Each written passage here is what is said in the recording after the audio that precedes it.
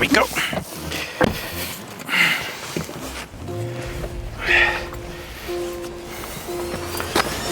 Oh, hold on. Oh, I've seen this video. Hold on. Wait, 2 fingers.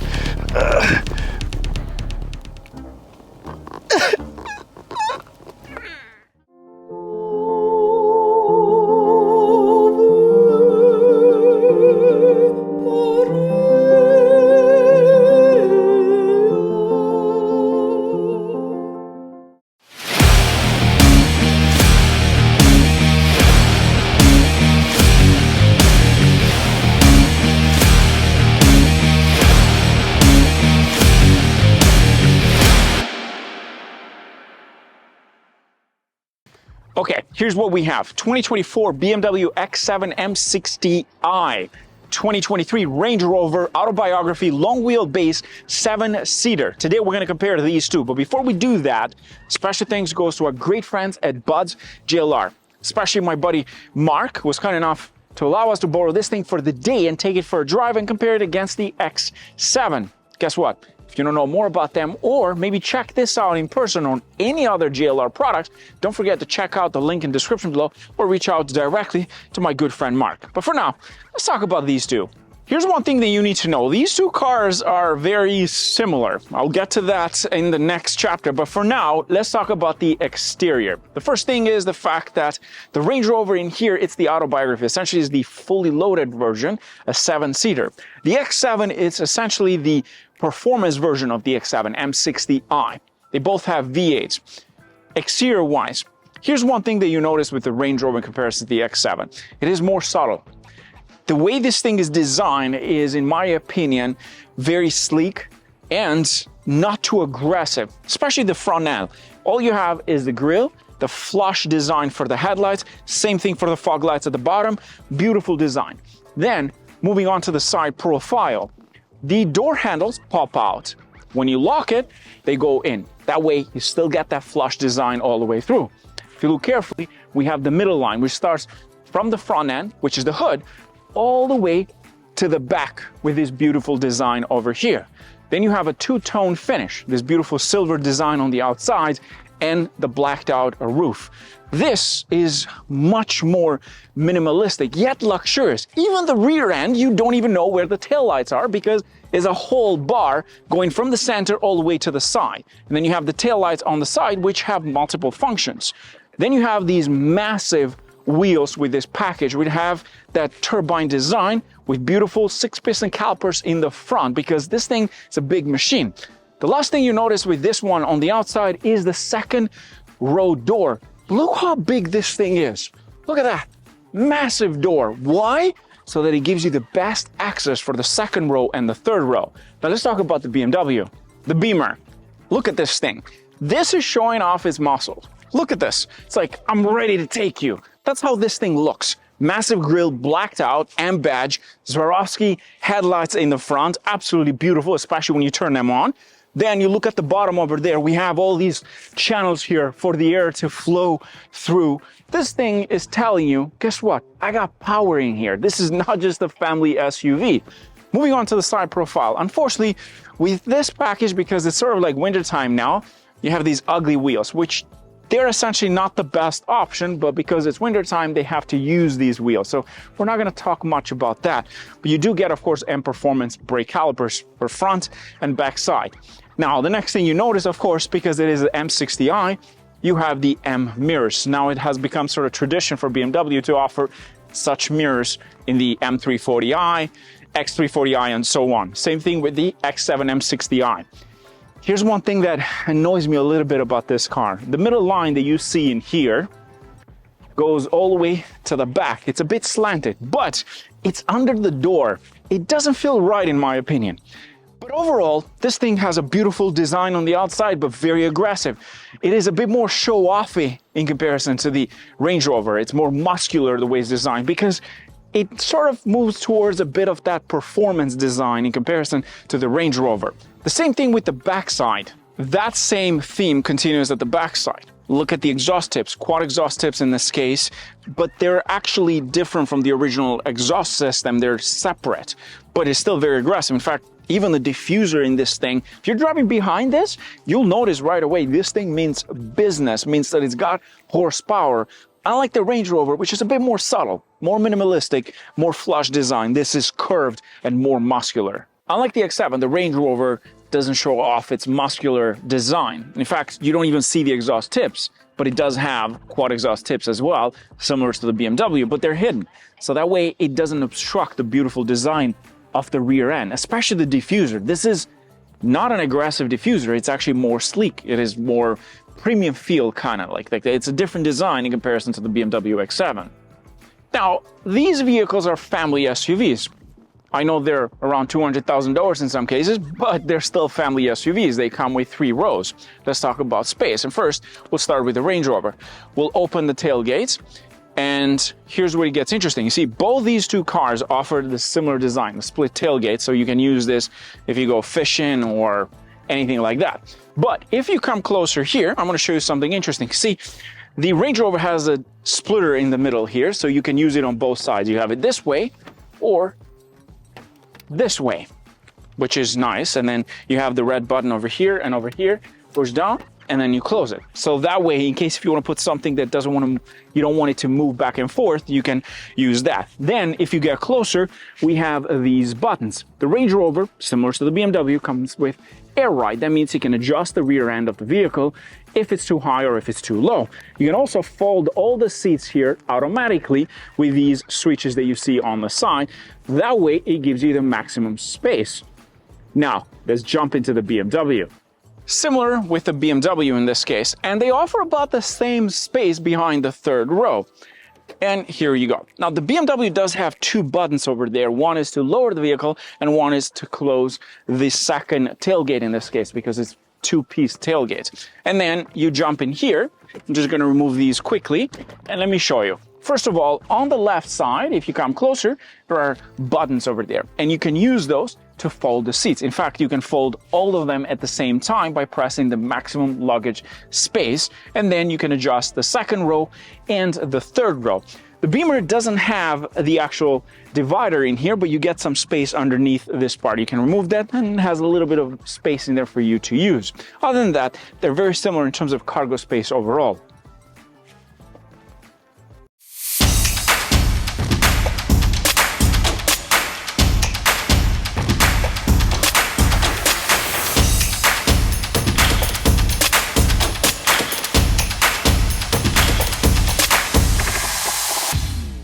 Okay, so let's talk about the 3rd row. To get into the 3rd row, the Range Rover offers, well, a couple of options. First of all, you have 2 buttons on the side here. You press one of them, and as you see, the seat moves forwards, the front seats, and then the seats in the back moves all the way now to give you access to this, which is nice. And also the armrest just decided to go off.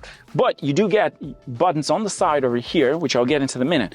But let's jump into the 3rd row. And you also have buttons on his side here to adjust the 3rd row. There's buttons everywhere, essentially.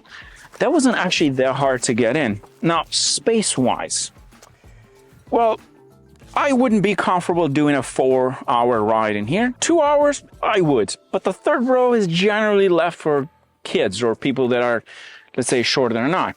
This offers heated seats in the back. In fact, you have everything in here. You have the buttons that you can adjust the seat forward, and heated seats for the back, and a USB-C port. Then you have a cup holder in here. There's the vents onto the side. Beautiful visibility. In fact, one thing I like about the Range Rover is that the window on the side here, on the outside, you don't even see the pillar because it's flush all the way through. Unlike the BMW, that you can see that hockey stick style that they talk about it. But one thing, you don't get a sunroof in the back here with the Range Rover, which means you only have that part over there for the sunroof. Now, let's jump into the BMW. Into the BMW. First of all, notice that nice carbon finish here? It's nice, right? The Beamer has the buttons for the seats on the side over here, and it has a lever at the top, plus this beautiful finish cushion that you see here. You pull that lever, and then the seat moves forwards, and then this automatically moves all the way so that it gives you the best and access for the third row. But as you see, it actually raises itself, and now you have access to the third row. Let me jump inside.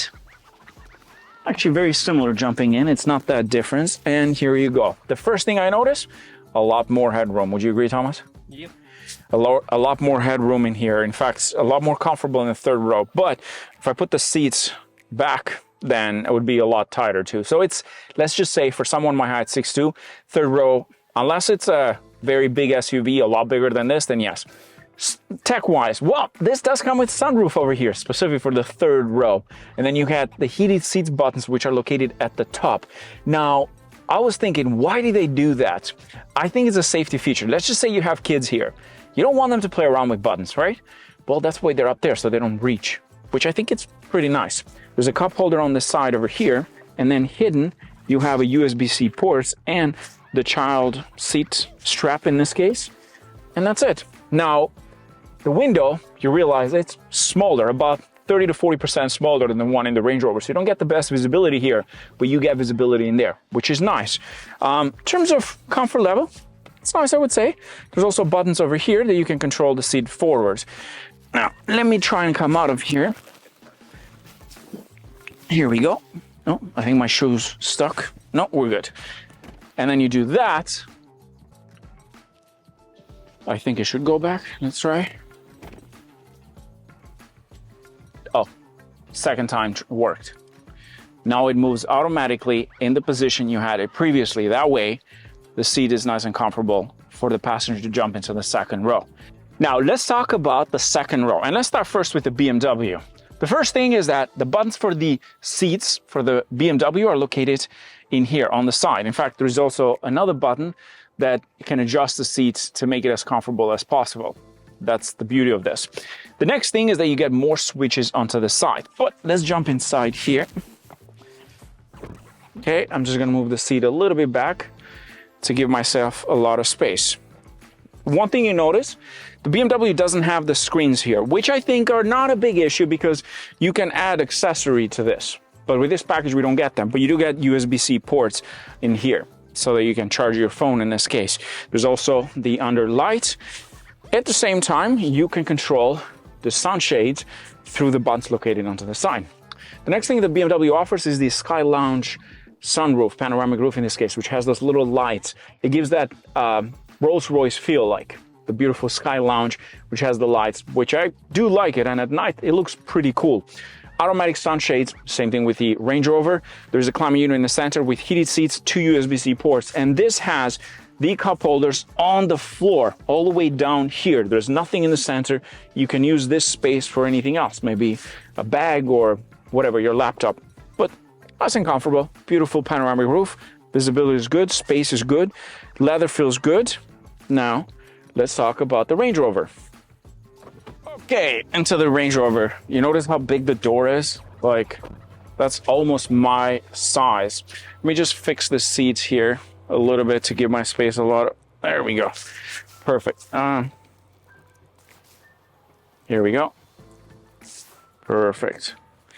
Now, one thing I noticed with the Range Rover, you're sitting so much higher in the second row than the BMW.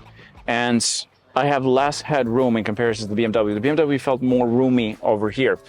We have door handles. We have the fan over onto the side here. You have these screens which you can adjust. These are touchscreen. You can display a lot of things, and these are good for trips, for example. If you want kids to watch certain things, you can display them. But that's something you can add to the BMW. There's a climate unit in the center here with these knobs, which give you heated seats and ventilated seats for the second row. With the BMW, you didn't get ventilated seats for the second row, unlike this one. Now, in terms of seats, we got 2, 3, that makes it 5, and 2. The BMW X7 M60i only has 6 seats. That means you get 2 captain chair in the middle, and you also get 2 in the back and then 2 in the front. This has 7 seats. Now, how useful is the 7th one? Well, that depends how big or small the person is. Like the third one over here, I could see someone sitting here, but I wouldn't feel that comfortable. But in the back, probably a little bit better. You have one on this side and one on this side, but you can also fold the seats. It's a 60-40, so these are together and that's 1. In terms of comfort level, I do feel like the the cushioning in here, it's a little bit nicer, softer overall in comparison to the BMW. Leg room is nice. Overall, just a bit more roomy in here in comparison to the X7.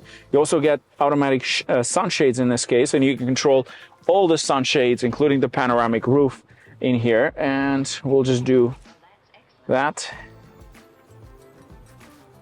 There you go.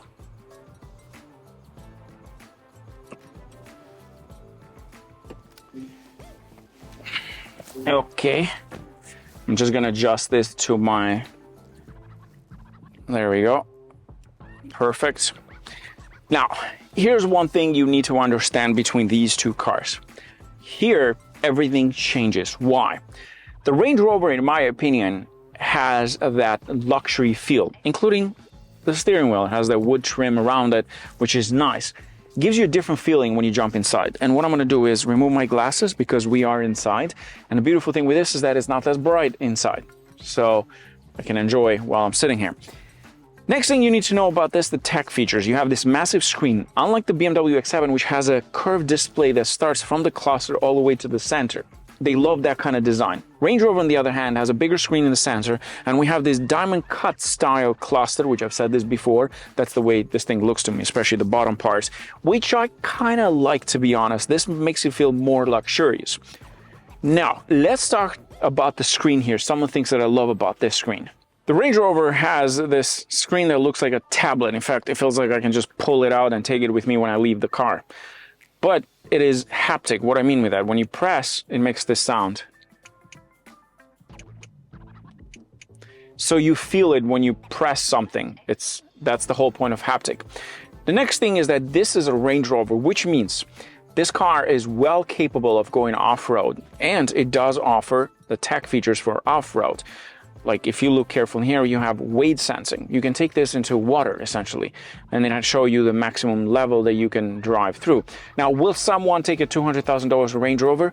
Maybe, but that means that you have the option to take this off-road. You have 4x4 information, you have center lock differential, rear lock differential, and this comes with, again, with air ride that you can adjust the height. If you go into vehicle over here, you can adjust the ride height from off-road, normal, and access. That doesn't mean that you can't take the BMW. You can, but it doesn't offer these off-road features that you get in the Range Rover. In fact, it offers quite a lot more than that. If you want to go racing as well, you can control the actual suspension system, steering, engine, and so on, which is nice and handy. You have low traction launch, which means if you get stuck, this will help you come out of certain areas. Again, it is more advanced than the BMW when it comes to off-road, but that doesn't mean that BMW cannot go in certain areas, let's say mild off-road. This, on the other hand, will essentially take you anywhere, especially if you have, well, cottage. This will come in real handy. It has air quality built in, which detects the air on the outsides and makes sure that the air inside is as clean as possible. We'll tell you what the level is on the outside, if it's safe or not safe. Then you have the vents. You can adjust these automatically for front and rear side. I kind of like this screen. It's easy to use, it's big, and it's right in the center. Now let's talk about this area. The Range Rover has the climate unit right here, so it's not just touch screen. You can control everything from there. Then you move into the center area. We have the wireless charging pad. You get more space onto the side, gear shifter, and different driving modes, and for off-road.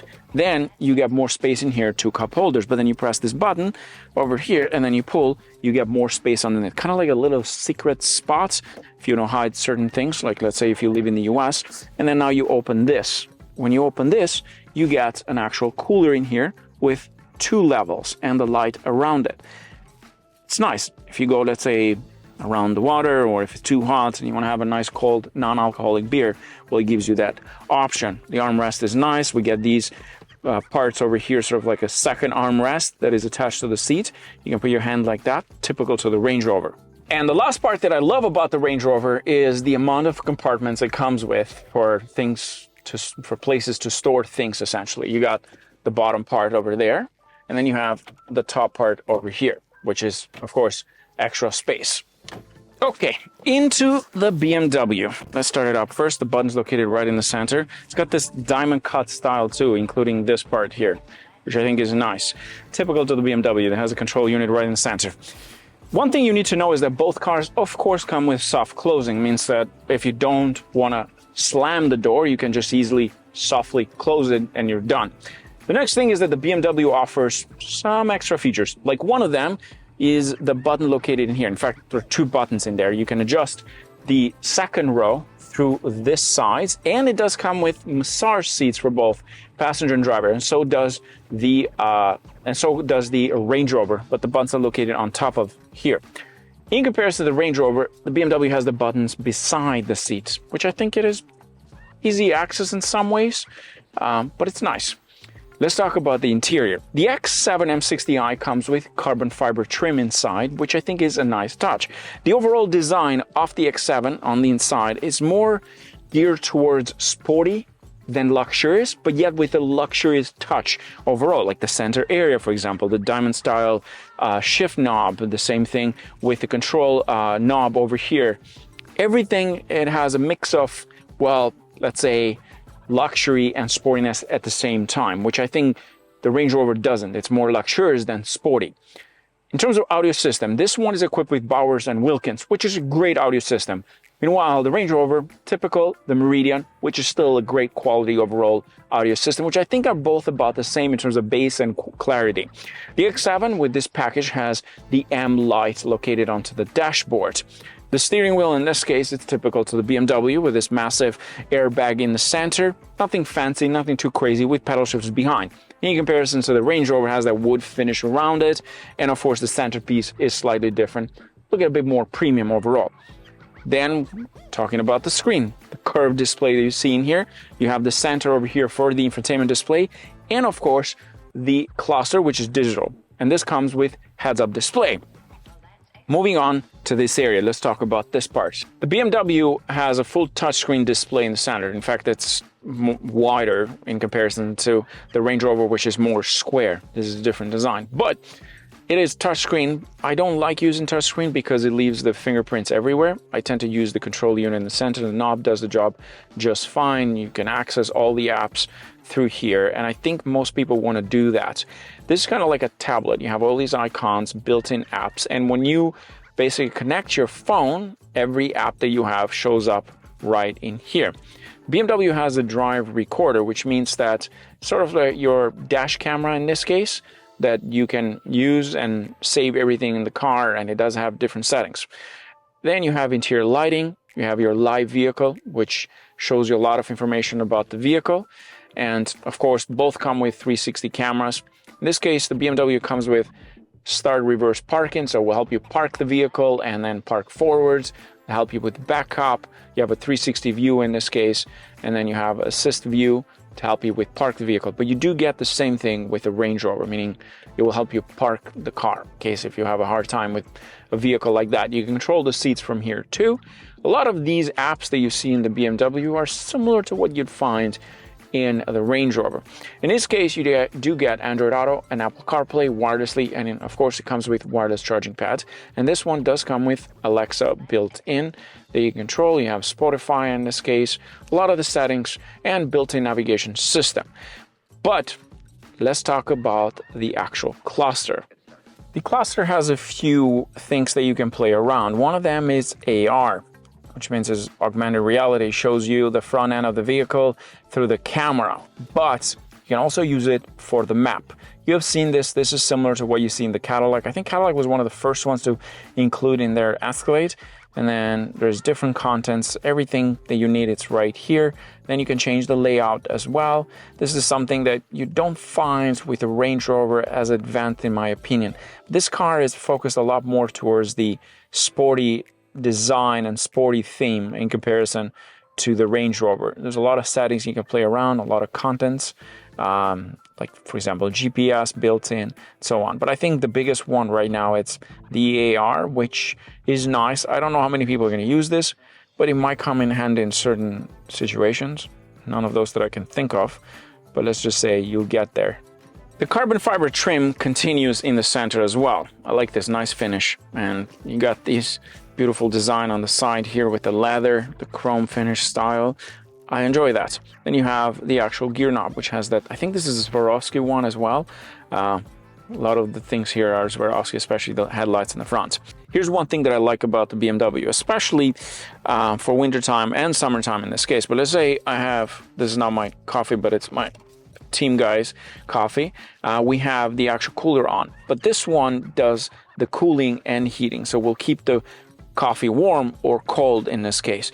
In comparison to the Range Rover, which only gives you a cooler, but this one, it has it for both cups, which I think it's nice. I don't know how many people will use that or how many people do use that if they have an X7, but I think it is a nice accessory to have. There is a wireless charging pad right in the front there. You can slide your phone, and my phone is an 11.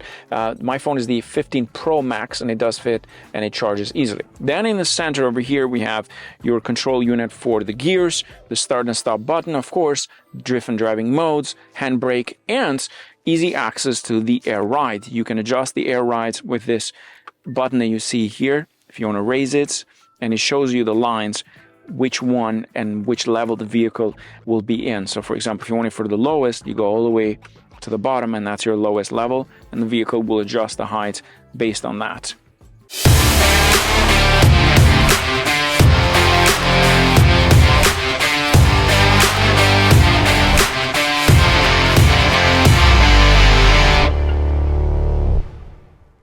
Now, let's talk about the engine options. Well, this is where it gets interesting. The P530 and the BMW X7 M60i use essentially the same engine, which is the M63. It's a 48-volt mild hybrid engine that makes 523 brake horsepower from a 4.4-liter V8 twin turbocharged engine. It's the same engine used in the BMW M550i. It is very similar to the S63, which is for the M5, in this case, or S60 now, different engine. But they both make the same horsepower. This will do 0 to 60 in about 4.3. Meanwhile, the Range Rover, which weighs over 6,000 pounds, it is a large vehicle. It's probably the size of a Toronto apartment. It does 0 to 60 in about 4.6, 4.7 seconds. Another thing they have in common is they both have rear steering or four-wheel steering. Essentially, the rear wheels move when you turn to give you the best turning radius, especially when you're doing a U-turn, which I'm doing right now. One thing I did notice, though, is that the Range Rover does have a sharper turn to give you a better turning radius, in my opinion, and you can feel that when you're a passenger in the third row or even in the second row. You feel the turning in the back, which is quite amazing that they can do that. Now, this is not new technology. In fact, has been used before. I believe Chevy had it at some point back in 1995 or 2000 year. Can't remember that, but I do recall one of those cars having that kind of system. Even Honda used it at some point. It can be one of the systems that's very, very helpful, but at the same time can be problematic in the long run.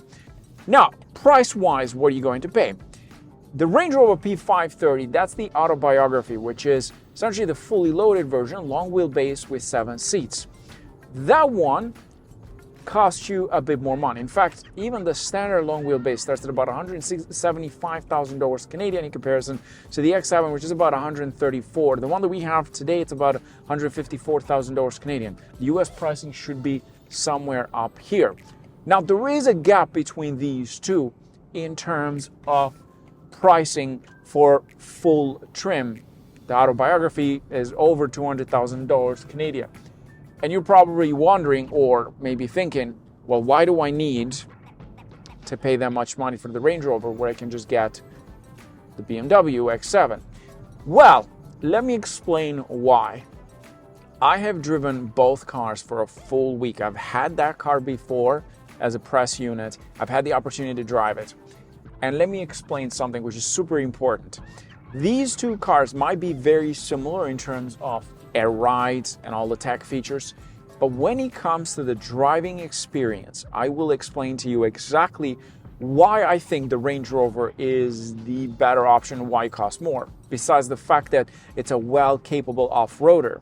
The Range Rover, when you jump inside from this to the Range Rover, you notice the comfort level right away. In fact, you notice the cabin noise as well. The levels are so much lower in comparison to this. This, you can hear the road noise. In fact, you can hear it right now. In the Range Rover, it's dead silence. And even the guys that work with me today did the same thing back and forth, and they realized that. The ride in the Range Rover it actually feels like you are sitting on clouds, which is kind of insane to think about a car. It feels like the car doesn't even have wheels. It's not even touching the ground. That's how soft. And both have air rides.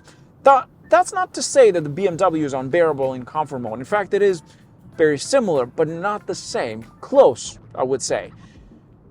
The Range Rover has the perfect sitting position, in my opinion, for someone my height. Like, for example, right now I'm sitting in the BMW, I'm looking down, and I'm so high, I can't put the seat down at all. I can't put it down even further. I can't. This is the limit. So I'm sitting super high in the BMW. In the Range Rover, I sit so much lower. In fact, I'm looking at the cluster up, not down, which I don't feel like it's the most comfortable sitting position, in my opinion, in the X7. In fact, the steering column, it's so long. Look at that. Goes almost up to my face. If you're one of those people that drives like this, which is not safe, if you're too close to the steering wheel, this might be the best option for you. The Range Rover, in my opinion, for me, sits really, really well. The Range Rover, to me, feels like for someone, like a CEO. Someone that's kind of like retired, but he needs the space to go to the cottage, to take the family, to take the nephews, the grandkids, and so on.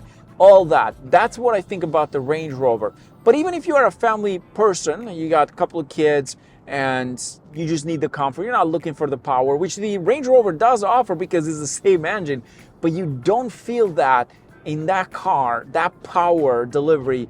It's not at the same level as this. This feels more like a sedan SUV kind of thing. That's how this drives. The Range Rover feels more like an SUV. So you jump in and you realize, yes, I'm driving a big 6,000-pound machine.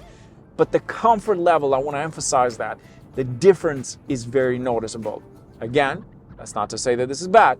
It's just the Range Rover, it's a bit higher up there. And I think the price increase, not just for the name, is justifiable in some ways. Now, you don't have to get the autobiography, but you want to get all the good stuff from that car because it's really special, I think. This, on the other hand, it's the type of car you just want to like constantly put your foot down and go. That's what this is.